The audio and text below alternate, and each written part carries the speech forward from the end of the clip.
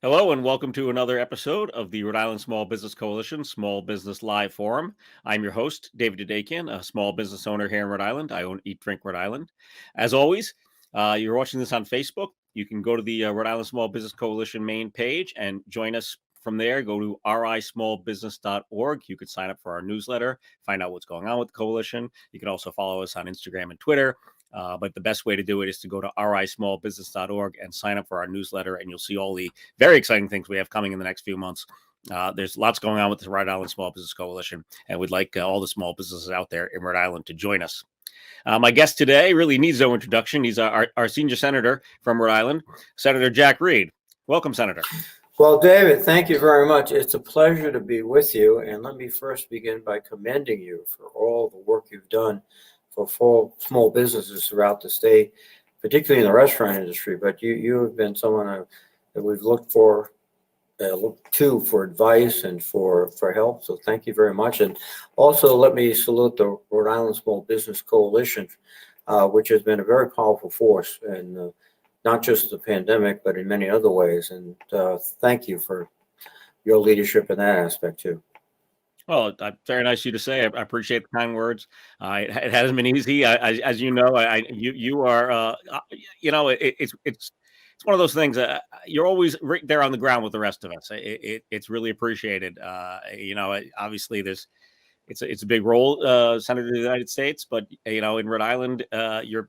I don't want to. I'm not trying to, make it small, but you're one of the people. You're here with us, and we appreciate that very much. No, it benefits me tremendously because without your advice and your colleagues' advice, making decisions in Washington is much more difficult because we don't have the feel for it as you do, the insights. And I feel very fortunate representing Rhode Island because some of my colleagues from big states don't have that kind of exposure and don't have the able to sit down and just talk to people and get advice. It's very true. I have friends around the country who are very appreciative of the fact that we are able to have that relationship with our senator that they can't have in the bigger states, like you said. So that's a very good point. Shall we dive right in, because we got a lot of topics here that our Small Business Coalition members are interested in and want to talk to you about. Let's start. We've had interviews with other members of our congressional delegation before you, and the number one thing that always comes up with our members is the SBA. Right. And while there have been many plans and programs over the last year and a half that have been very helpful, it didn't go as smoothly as we'd wish sometimes. Understanding that a lot of it was brand new. Sure. But our members are always asking, what can be done to provide more oversight over the SBA? What can be done to improve it? And how do you feel that what was your view from inside at the programs and how they went from that perspective? Well, I thought the Rhode Island SBA and Mark Haywood did a superb job. I mean, I was on the phone with him at 11 o'clock at night, 7 a.m. And he was there. And when you asked for help or small business approached us, they got it. But one of the problems was that the Washington SBA headquarters reserved the rights, for example, on the economic injury disaster loans, the EDIL. So they were making those decisions, and they didn't have the same connectivity that we had with the business community and with Mark locally. Now, Mark was doing a lot of the PPP loans, along with the banks, obviously, and he did a great job getting it out. One of the problems was that we wrote it in a way that the banks could and did target their big customers. So the second iteration of PPP, we made sure, no, they were going after the real small businesses and other minority businesses, et cetera, that didn't get as much attention in the first round.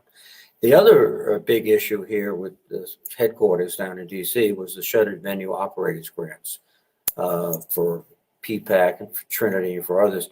They couldn't roll those out in time. They had to delay it. And of course, there was an impact locally. But a lot of that is a result of the Washington folks. And we are trying to change that dynamic. First of all, to get it staffed up appropriately, to get a director who is really involved with a small business. And also, we want to make sure that the SBA, as I've said repeatedly, is responding like our local SBA. So the entire congressional delegation recently wrote to the SBA, urged them to modify its financial information verification rules for EDIL, make it simpler for small businesses to get those types of loans. Right. Then we also, as I said previously, it changed and expanded PPP so that it was more accessible to the little guy and not just the big enterprises that say the first round. And we're trying to look closely at other things we can do with the SBA to make them more efficient and to, and I would say honestly, to be more decentralized, because the example in Rhode Island was of a very active, very knowledgeable group of people who worked overtime to get the job done. And so one thing we can do is these programs probably should be run more from the local SBA and not out of DC. And that we're trying to make that change. No, that's an excellent idea. I know personally, and also from many of our members, they were a lot of times over the last year and a half. Like you said, Mark and his office were great, but we'd send an email or make a phone call, and the response was, "Oh, I'm sorry, that's not us. That's the federal level." And that's how it worked. We understood that, but then we would not get a really sufficient response from the federal level, whereas the local office would respond almost immediately. So that's a great idea. I hope that can come to fruition. You mentioned some of the programs.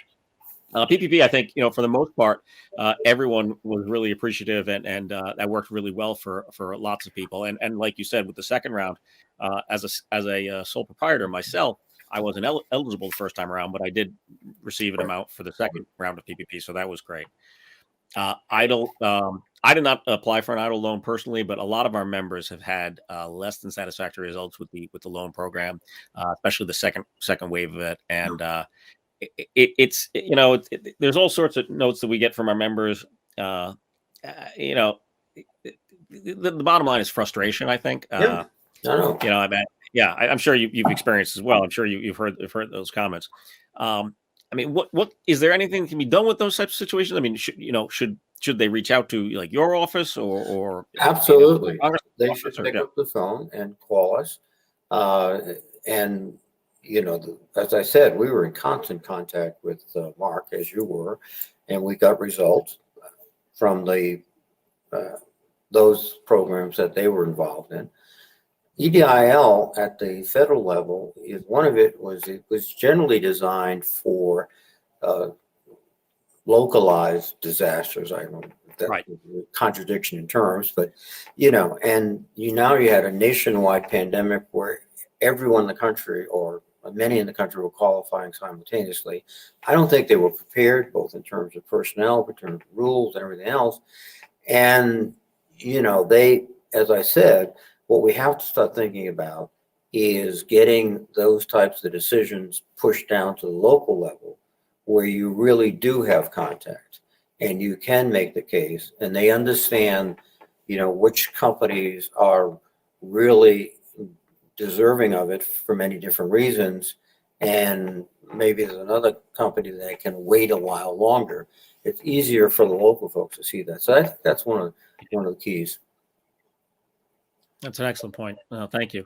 And Shuttered Venue, I almost hesitate to say this, but I'm still in the appeals process. I check the website, and in my opinion, my case is relatively cut and dry. I had a festival in 2019.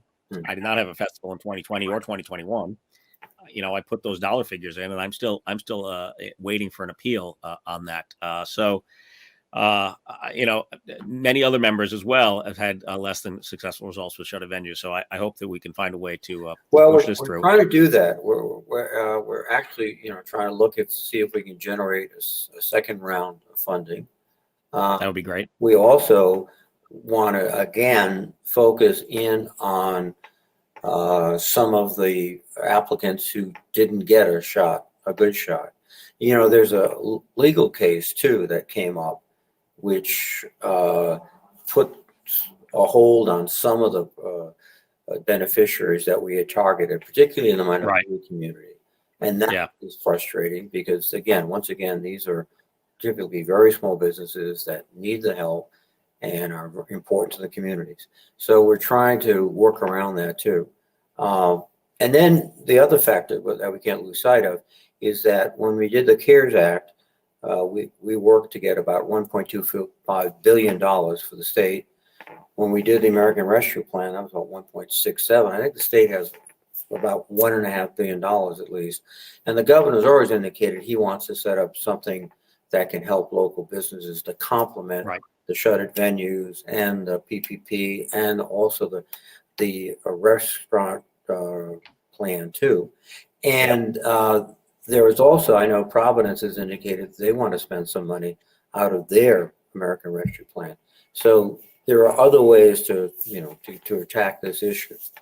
Yeah, and it's interesting you brought up Providence. So the Small Business Coalition has worked closely with the governor's office and lieutenant governor's office on some of these programs. We helped with the Restore grant from last year that were $5,000 grants for people, which was huge for small businesses. Providence, unfortunately, has put some pretty difficult rules on their grant program, and we're trying to work our way through that. I realize that's not something under your purview, but any sort of awareness of these issues, I think, is important for us to get out there and let people know that we are working on these things. If you do run into these problems with the grants, that the Small Business Coalition is working on it. But it's thanks to the senator and our delegation for getting the money into Rhode Island in the first place. But to the point we made previously, you're talking to people that you deal with on a constant basis. They understand, etc. It would be much worse if you had to communicate with an office halfway across the country, Washington, D.C., right, etc. So, but that's we hopefully they'll get the money out appropriately and quickly. Yeah, hope so. You mentioned the restaurant revitalization fund. Is that still part of? I've kind of lost track at this point, to be honest with you, but I believe the Build Back Better bill has some replenishment for that in there. Is that still? We are talking about replenishment. There's actually two separate bills, and I'm co-sponsoring both. One is the Restaurant Revitalization Fund Replacement Act, where we're just going to put in an additional $60 billion for our. Okay. And we've got 42 co-sponsors, and it's bipartisan. So there's a chance. The question there is what do you put it on? Because it won't go independently. Then there's another bill by Ben Cardin, who's chairman of the Small Business Committee in the Senate, and that's the Continuing Emergency Support for Restaurants Act. That's $48 billion. So it's got 20 co-sponsors. So we're talking about, a significant second wave, if you will. The question is, how do we get it into a bill? And that's what we're working on now. Understandable. So, it's a tricky question. We try to be apolitical with the coalition, but I'm talking to a senator, watching what's going on with DC and in particular with two of your colleagues who seem to be the roadblocks to everything. What can be done? What? How do you see things unfolding? I realize I'm asking you to predict something in a situation that's highly unpredictable. But what's going on there? I mean, what can we look to? Because there are so many parts of these bills that are vital to the existence of small businesses. No, you're absolutely right, David. And interesting enough, when you take the parts of the Build Back Better bill and the infrastructure bill, they're widely popular with Americans, Republicans, Democrats, Independents. This is not something, but we're in a 50-50 Senate and a very close House majority. And for us, we have to get every member of our coalition and the vice president to get the bill through. And as you point out, Senator Manchin, Senator Sinema have had reservations. I'll be diplomatic. I think, though, when we left yesterday, the president's framework has been responsive to their claims, complaints, criticism, etc. And I hope that we can move very quickly to get that reconciliation bill done. It would represent a significant increase in support for small businesses of all types. And the other thing it would start tackling is, in terms of infrastructure, obviously that's going to make us more productive, which helps everyone. Second, in terms of different than the physical infrastructure, the human infrastructure, issues that your colleagues confront every day. How do my people get daycare access? And I'm getting calls, can't come in because I've got to take care of the kids. No school enforced to Gloucester. I can't come into work today. So, we hope we can build in a pre-K support system that will be very, very useful to all parents.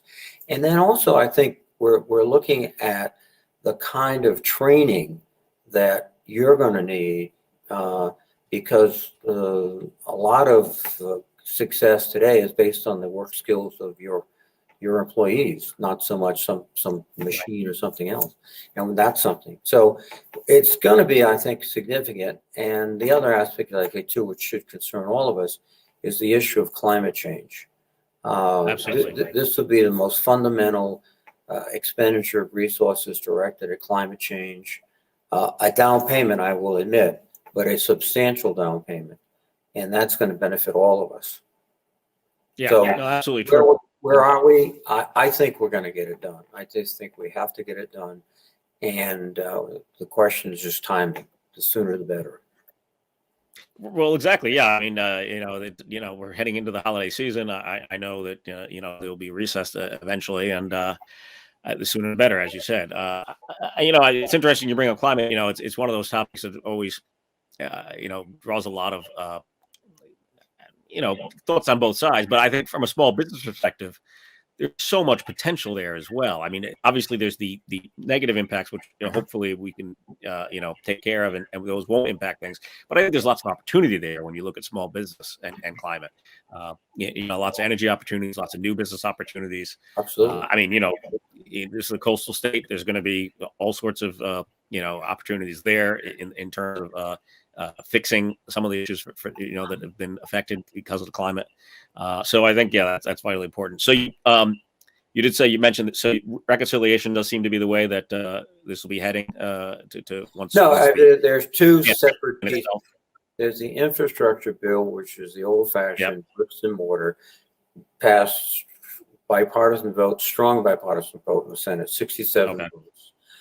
That's in the House now. That will pass the House, I hope. And then the issue that's still we haven't sort of got clarified is reconciliation. But my latest word is that the House will have actually draft legislation soon, next week, I hope, next Monday, and that we can start working on that legislation.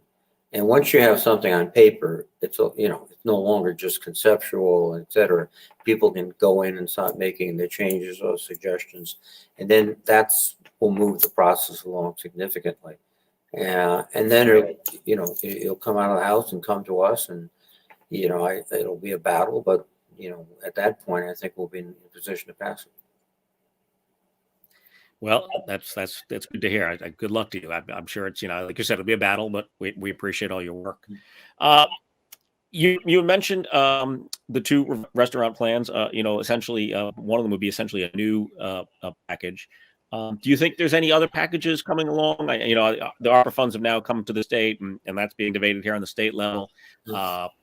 And the other funds, previous to that. But do you think anything new will be coming along those lines, or do you think we're kind of, that's where we are right now with I think where we are is we're in a position to let the states use their money to step into critical areas, and I assume, and I think it's accurate, they have probably a better understanding of what's the most pressing local need than we do in Washington.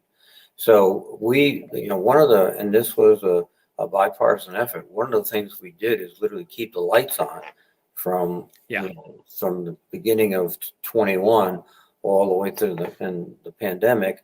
So now we're in the position for, we hope, a strong recovery. And the states are now in the position with significant resources to start placing them in areas that'll help. For some small businesses, it's an infrastructure project that would mean, making it easier to park. So again, Yeah. customers can have access, but that's good. For some others, it would be a program of grants and support for operational expenses and things like that. And at the local level, both the cities and the states, we should be able to do that. So there's a lot of money right out there that we hope starts getting into the economy quickly, because that'll help us all. Absolutely true. Yeah, no, I think we've talked about infrastructure, previously on this program, and like you said, roads, broadband, all these things, childcare, you know, all these things help to make small businesses stronger. It's only Yeah. a reinforcement of their base, essentially, to for them to build up on. Yeah, and one of the things I think is going to help small business is, and you mentioned broadband, is during the pandemic, so many businesses had to go online, had to be virtual, had to, restaurants had, you order virtually, they deliver, etc. There are places that doesn't have the broadband to support that. If we have high scale broadband, 5G, and then looking to 6G all across this country, there's going to be so many opportunities for very bright entrepreneurs and business people to think of new ways to deliver products, new ways to sell the products over the internet, that it's going to be, and also hopefully to be competitive against the big Amazons of the world. Exactly. Yeah. No, that's a very good point. We have Mayor Policino of Johnson on in a few weeks, and obviously the Amazon topic is going to come up there. I mean, it's an inevitable reality, and should provide hopefully good job. We'll see. Amazon has not had the best track record there, but it's something we're going to have here in Johnson, and something other businesses are going to have to deal with. So, but if they feel more competition from small businesses that have the same kind or close to the same kind of electronic capability they have, and the websites they have, and the delivery system they have, that's going to help everybody, because the competitive market tends to separate the good from the bad, keep prices under control, and that's going to be good for us. And the innovation really comes mostly from small businesses, and we want that. Oh, always. Yeah. I mean, it's still very strange to say, but essentially, when Amazon or other, behemoths now like that started, they were essentially small businesses that happened to bloom. You're exactly right. Every big business was at one time a small business. Exactly. And yeah. You mentioned delivery. I don't know if you have an opinion on this or any insight. The supply chain issue that so many businesses are facing, everything from retail to, restaurants to just basically every business really at this point. Your thoughts, what can we do? Is there something the government can do to help with that? Or is that just something we need to work through? First of all, the major cause is the pandemic.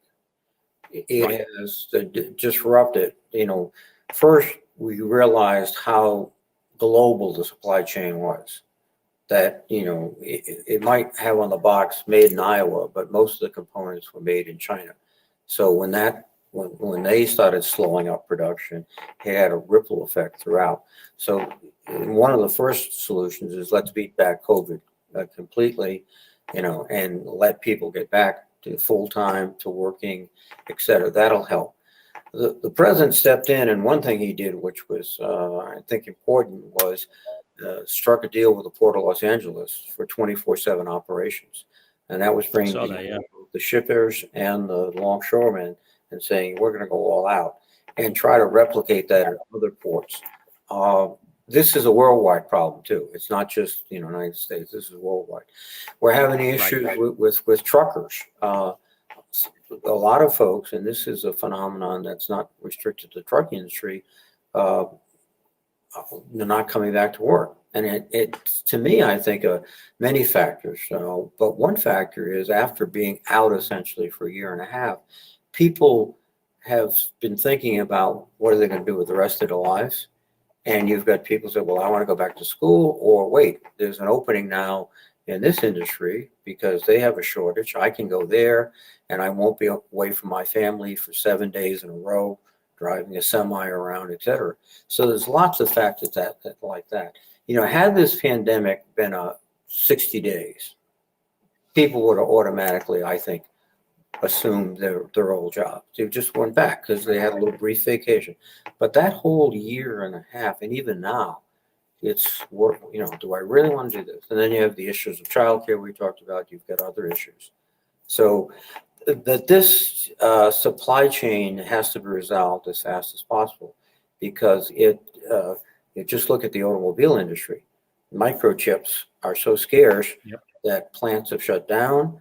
The price of used cars have gone up dramatically. You go past a automobile lot these days, and if you find like a fraction of the cars that used to be there, and that's tough. We have to get that. That's a big part of our economy. We have to get it back.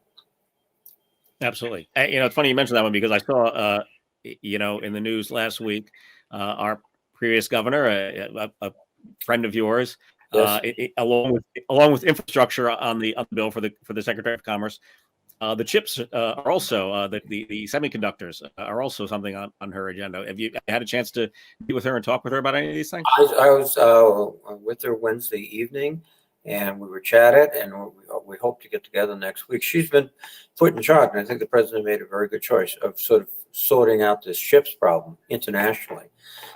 Yeah. The truth is, and again, this became apparent to us in the pandemic, 80% of microchips are built in Taiwan, South Korea, and China.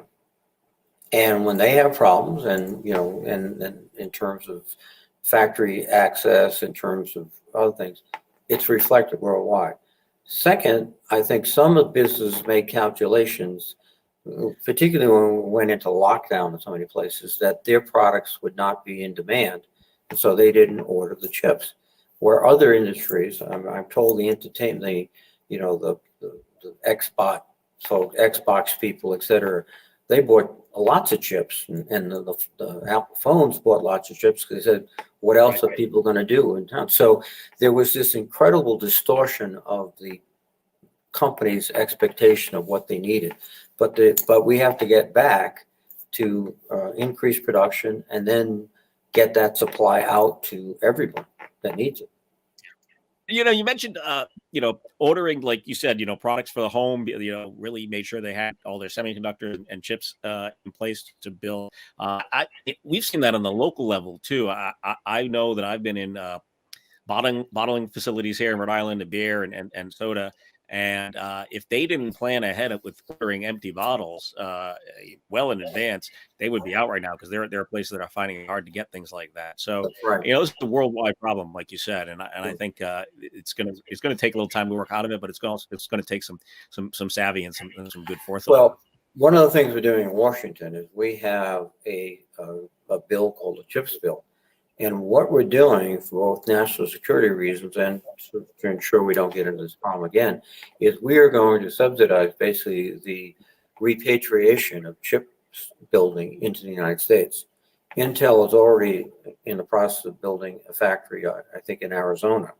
And Intel designs chips. They're the leader in the industry, but they're all built overseas. If we start pulling back, that means jobs here.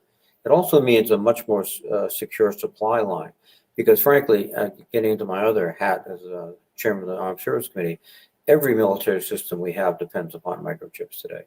That's a very good point. Yeah, even weapons, infantry weapons, they have sights on them and infrared devices, et cetera, that some type of chip. So we're in a situation now where, for security reasons and also for economic reasons, we've got to bring them back.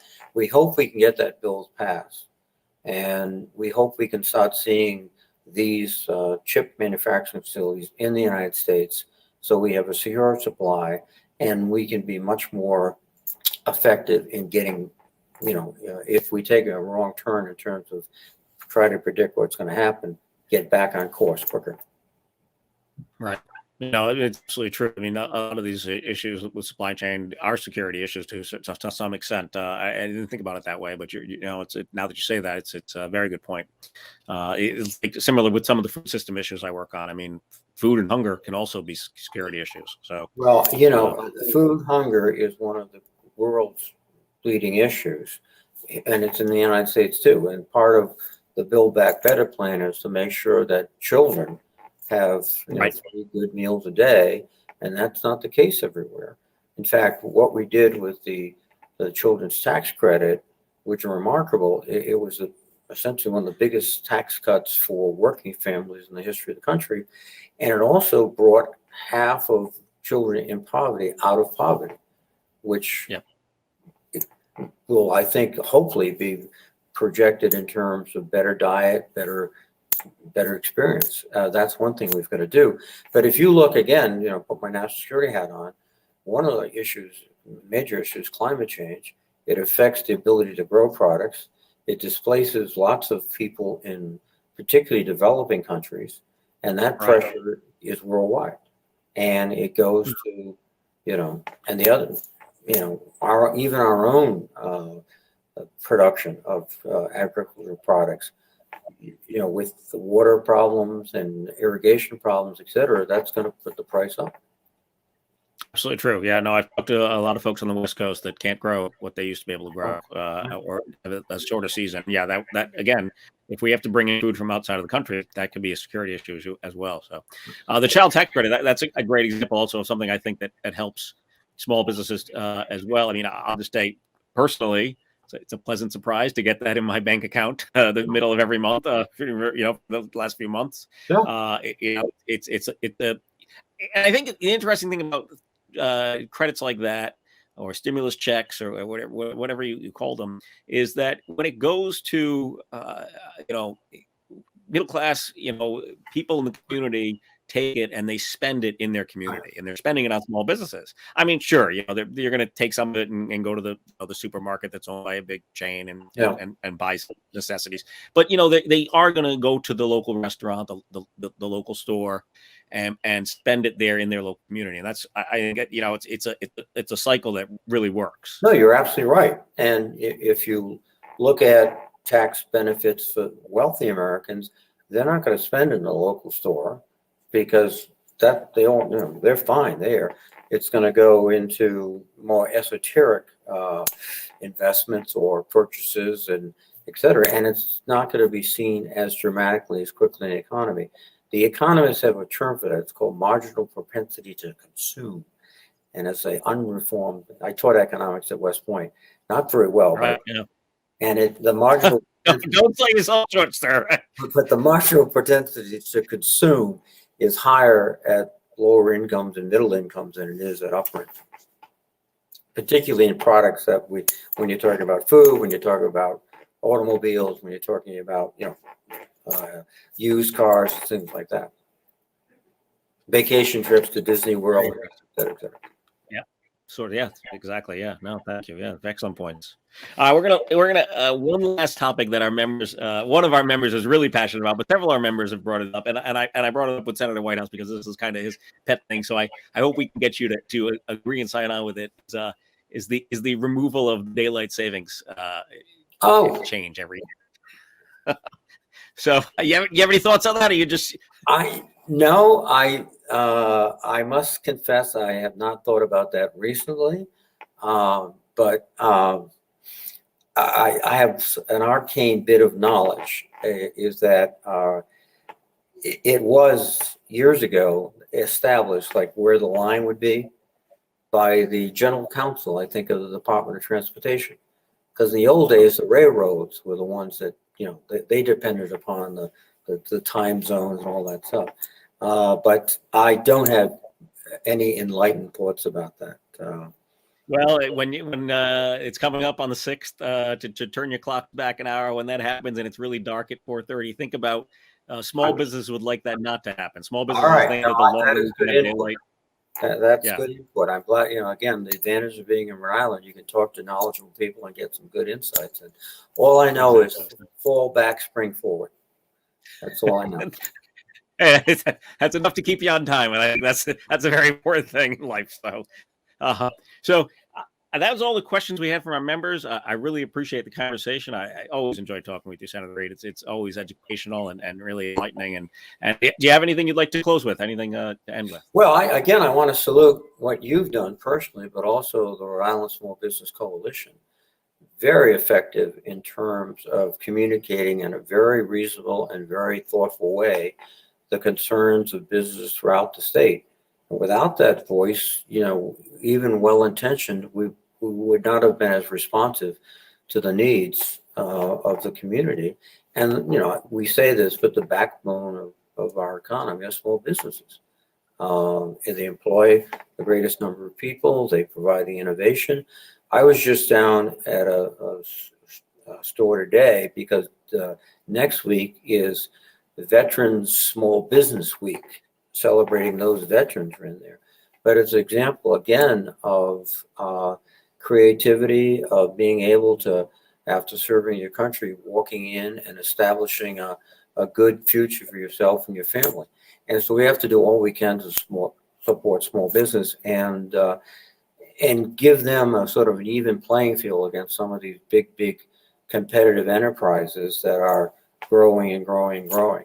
So I want to, again, thank you for what you've done, David. It's been a pleasure to work with you over these years, and I look forward to continuing to do that. I appreciate that. Thank you again for your time today, Senator. Thank you for this great conversation. Ladies and gentlemen, this was United States Senator Jack Reed. Thank you. Thank you, David.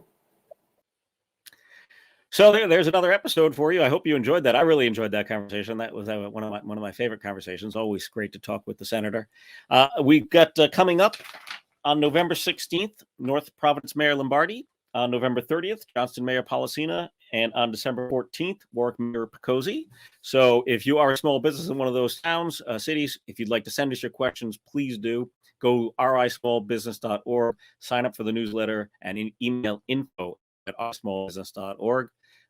Thank you again for watching. We appreciate it. Take care.